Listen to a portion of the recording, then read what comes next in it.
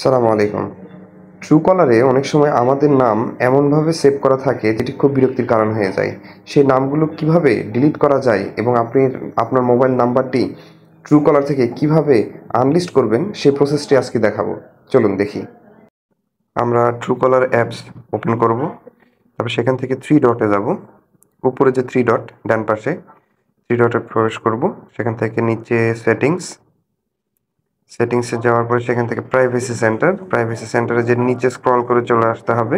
এখানে ডিঅ্যাক্টিভ মাই অ্যাকাউন্টে প্রবেশ করতে হবে। ৩টি যে সিলেকশন বার এসেছে সিলেকশন করে দিতে হবে, ইয়েস কন্টিনিউ করে দিতে হবে। আবারও কন্টিনিউ।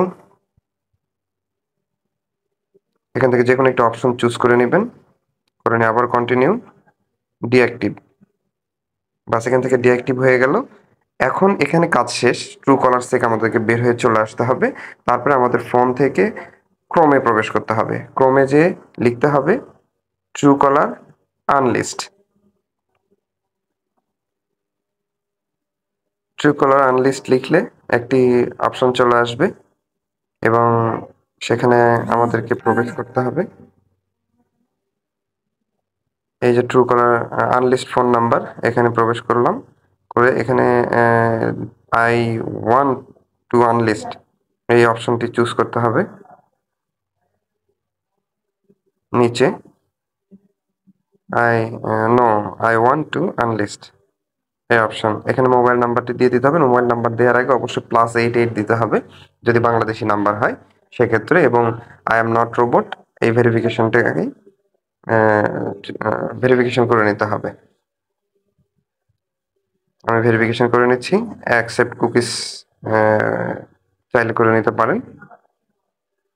ভেরিফাই, দেন হয়ে গেল। নিচে এখন দুইটা অপশন আসবে, দুইটা অপশনই ইয়েস অপশন সিলেকশন করবেন। আমি কুকিজ অ্যাকসেপ্ট করে দিলাম, ইয়েস অপশন করলাম। এখান থেকে যে কোনো একটি অপশন সিলেক্ট করে দিলেন, করে আনলিস্ট। দেন আপনার ফোন নাম্বারটি আনলিস্ট হয়ে গেল। এখানে একটি ভেরিফিকেশন একটি নাম্বার চাবে, আপনার ওই নাম্বারে একটি ভেরিফিকেশন কোড যাবে।